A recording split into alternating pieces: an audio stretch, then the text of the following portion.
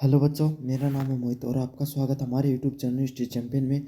तो जैसा कि आप जानते हो, आपका जो पेपर होने वाला है plant anatomy, embryology and ecology का जो बॉटनी का पेपर होगा, बीएससी फिफ्थ सेमेस्टर का। यहाँ पर बीए लिखा हुआ लेकिन ये बीएससी का पेपर होगा भाई। बीएससी जो फिफ्थ सेमेस्टर का बॉटनी का जो आपका पेपर होगा, प्लांट एनाटॉमी, एम्ब्रियोलॉजी और इकोलॉजी, उससे संबंधित जितने महत्वपूर्ण प्रश्न होने वाले हैं सारे के सारे आपको मैं करवाने वाला हूँ।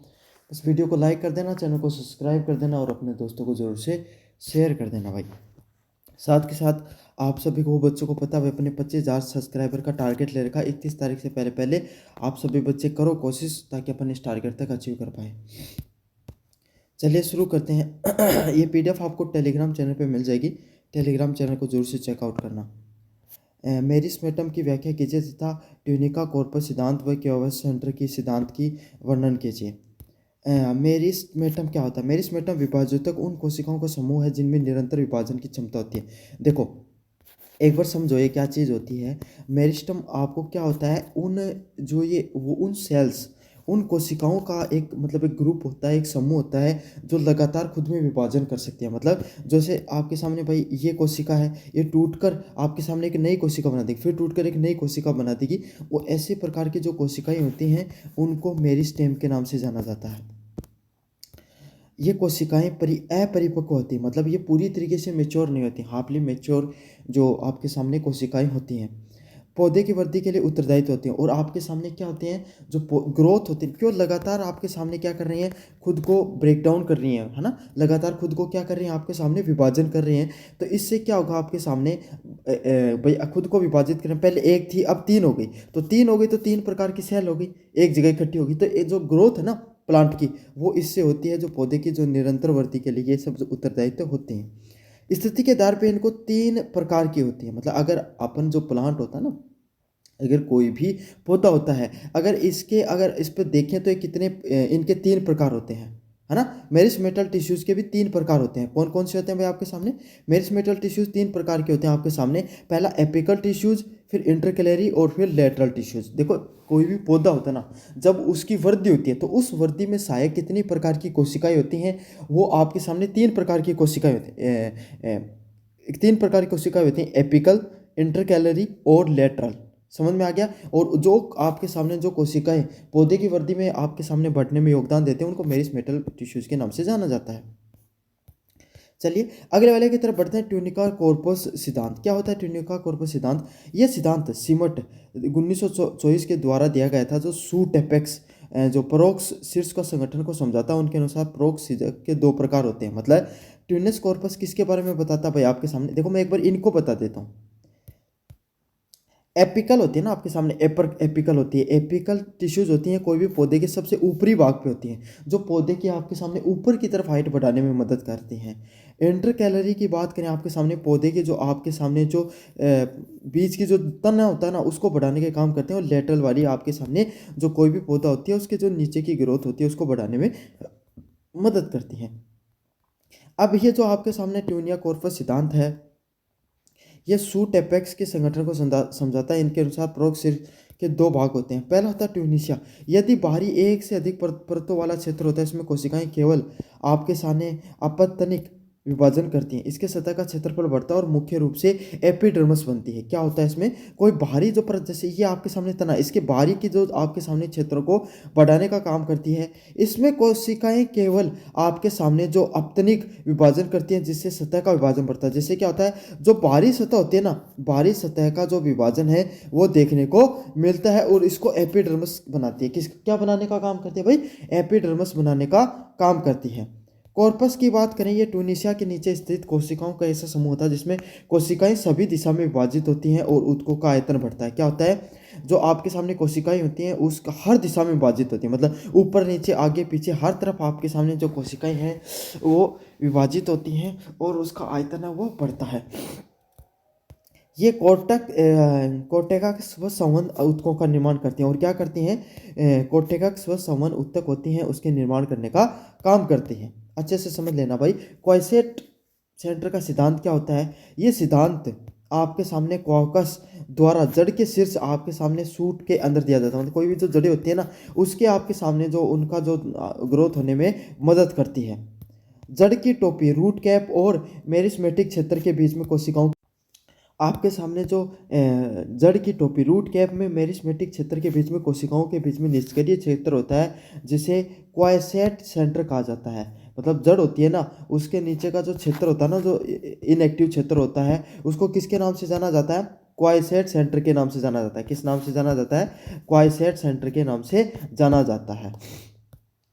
इन कोशिकाओं में डीएनए, आरएनए व प्रोटीन का संश्लेषण बहुत कम होता है। मतलब इनके अंदर जो क्वायसेट आपके सामने सेंटर होता है, जो रूट के नीचे जो आपके सामने जड़ होती है, जड़ के नीचे आपके सामने जो जड़ की ग्रोथ बढ़ाने के काम करते हैं, उसको क्वायसेट सेंटर के नाम से जाना जाता है। इन कोशिकाओं में डीएनए, आरएनए का प्रोटीन संश्लेषण बहुत कम होता है। मतलब ये डीएनए, आरएनए को बहुत कम बनाती हैं। इस क्षेत्र में रिजर्व बैंक की तरह काम करता है। ये क्षेत्र किस रूप में काम करता है भाई? रिजर्व बैंक में जब मुख्य मेरिस्टेल कोशिकाओं से क्षतिग्रस्त हो जाती हैं तो ये कोशिकाएं आपके सामने सक्रिय होकर विभाजन शुरू कर देती हैं। मतलब ये एक बैकअप टीम है। बैकअप टीम नहीं होती है, जब आपको मेन टीम आपका काम करना बंद कर देती है तो बैकअप वाली टीम आती है ना, वो काम करती है। तो देखो, जो मेन मेरिस्मेटल टिश्यूज होती हैं, जो ग्रोथ करने वाली टिश्यूज होती हैं, जब वो काम नहीं करती है ना, तब ये टिश्यूज आती हैं, अपना ग्रोथ करने का काम करती हैं। चलिए अगले वाले प्रश्न की तरफ बढ़ते हैं। द्विबीजपत्री जड़, तना, पत्ती और प्राथमिक आंतरिक संचरण के बारे में वर्णन कीजिए। Describe the primary internal structure of dicot, stem and leaf.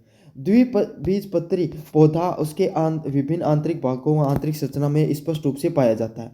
द्विबीजपत्री क्या होता है? इसमें सबसे पहले एपिब्लेमा होता है, जिस पर एक कोशिकाओं का मूल रोम होता है। क्या होता है? जो आपके सामने द्विबीजपत्री क्या होता है, इसमें सबसे बाहर की तरफ क्या पाया जाता है? एपिब्लोमा होता है, जैसे एक कोशिकीय मूल रोम होता है। कैसे किसके नाम से जाना जाता है? एक कोशिकीय मूल रोम के नाम से जाना जाता है।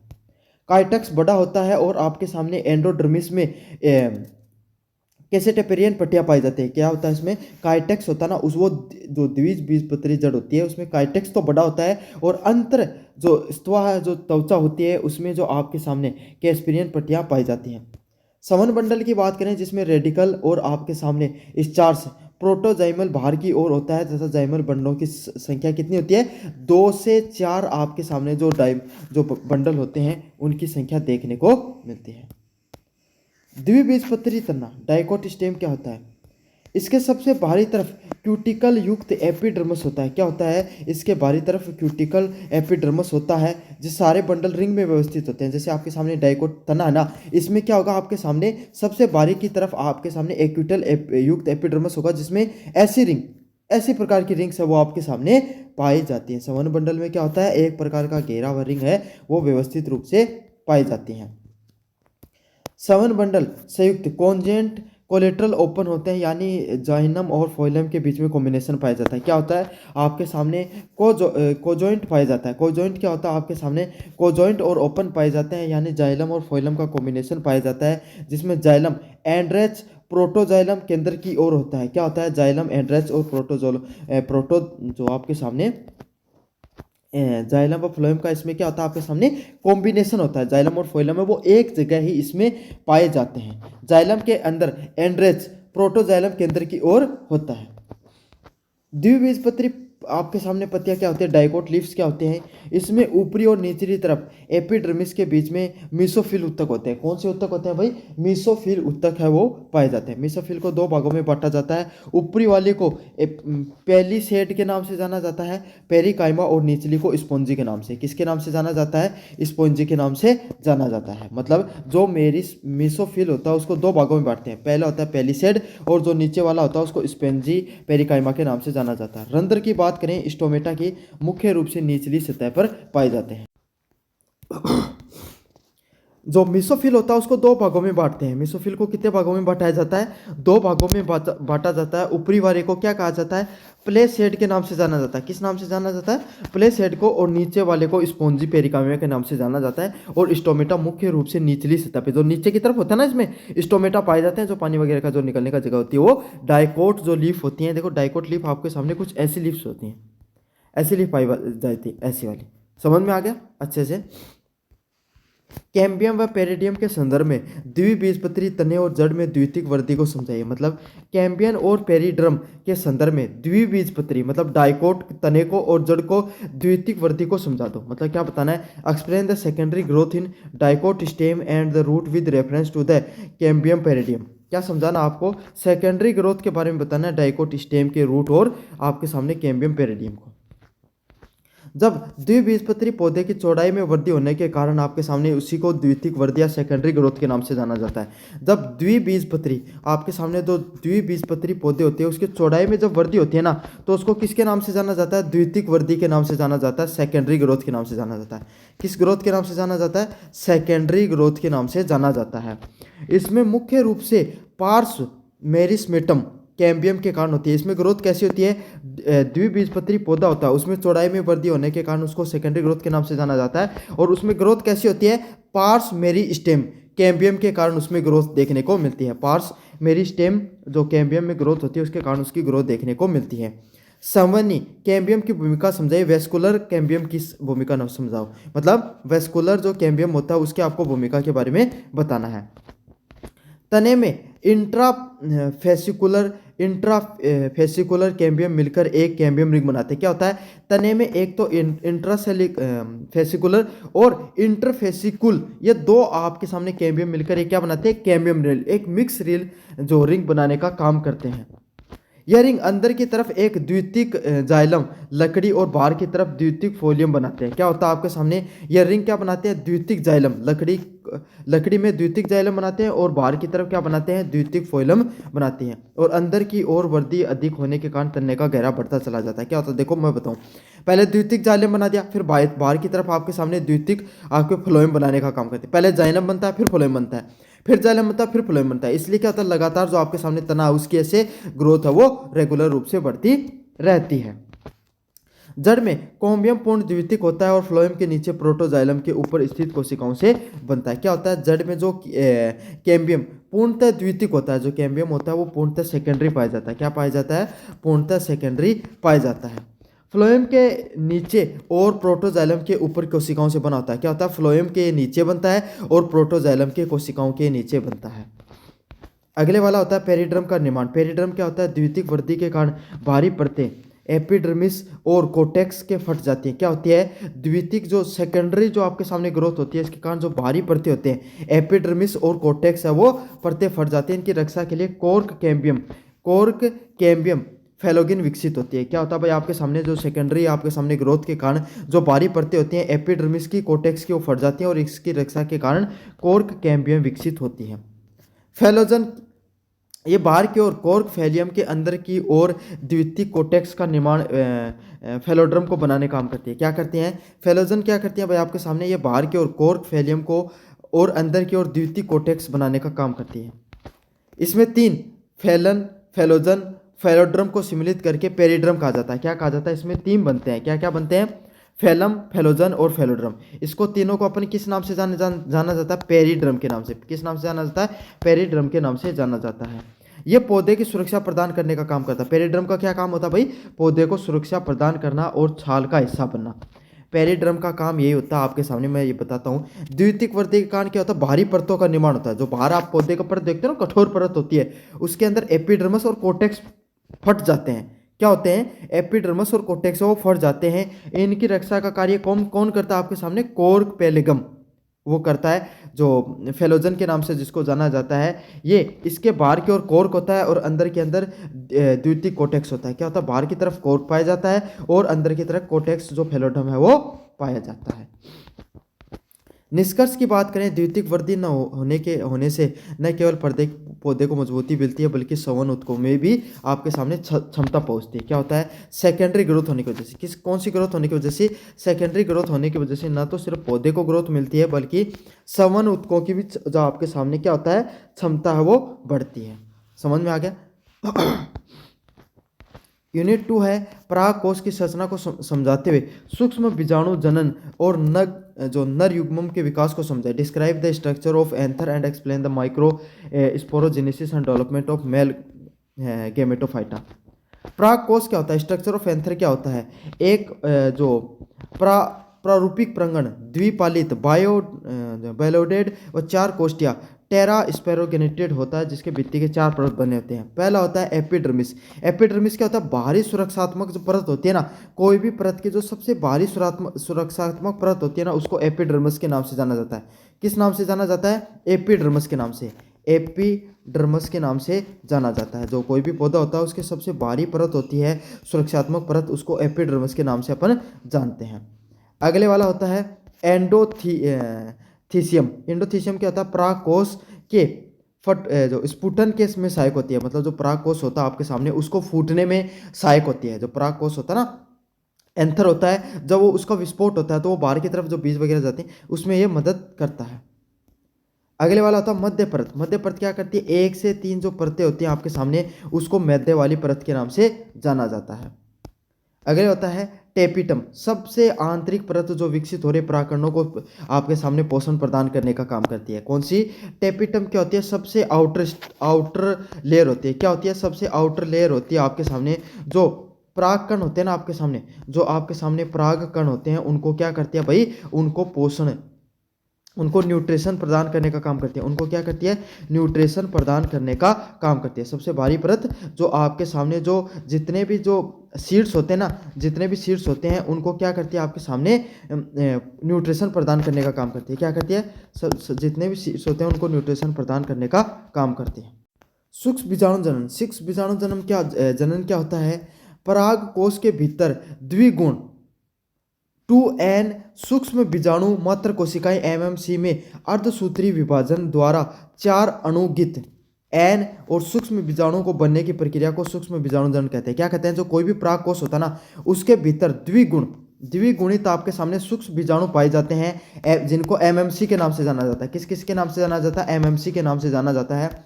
अर्धसूत्री विभाजन द्वारा 4 अगुणित सूक्ष्म बीजाणु को बनने की प्रक्रिया तथा सूक्ष्म बीजाणु जनक कहते हैं। इसको किसके नाम से जाना जाता है? सूक्ष्म बीजाणु जनक के नाम से जाना जाता है। ये 4 बीजाणु प्रारंभ से एक चतुर्थ कोश ट्रेंड से जुड़े रहते हैं। क्या होते हैं? एक ट्रिटेड से जुड़े रहते हैं। अगले की बात करें, नर युग्म का विकास, डेवलपमेंट ऑफ मेल गेमेटोफाइटा।